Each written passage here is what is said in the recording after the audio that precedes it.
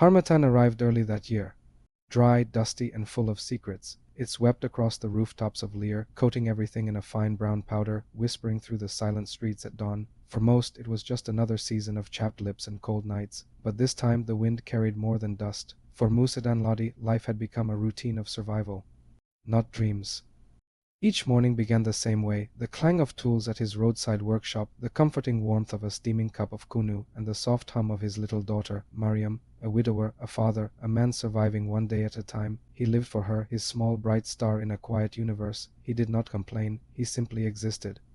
Wrapped in the silence of widowhood, a silence so deep he thought it would last forever, the memory of his late wife was a gentle ache, a framed photo that watched over his days as the light faded into another lonely evening. But that morning, Harmattan carried something else. A long-distance bus, coated in the dust of 1,000 miles, screeched to a halt at the edge of the market.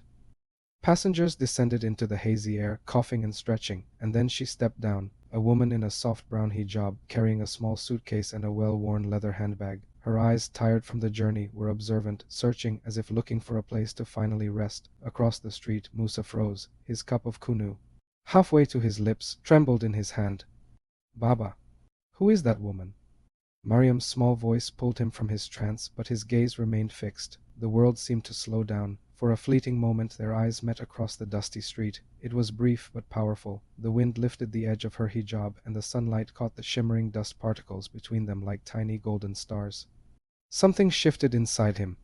Something he thought was buried forever. A warmth, a flicker, a feeling he couldn't name. He would later learn her name, Dr. Salma Abdullahi. She was the new doctor assigned to the community clinic, a silhouette of purpose walking into the building that promised healing. As the sun set over Lear, casting long shadows and painting the sky in shades of orange and purple, Musa stood watching from afar, the wind still blowing. Beside him, Mariam smiled, an innocent, knowing smile. Harmattan had brought more than cold wind. It had brought hope. It had brought love. The story is just beginning. Follow us and subscribe to find out what happens when the wind of change blows through a quiet town and a silent heart. Don't miss episode 2. Thanks for watching.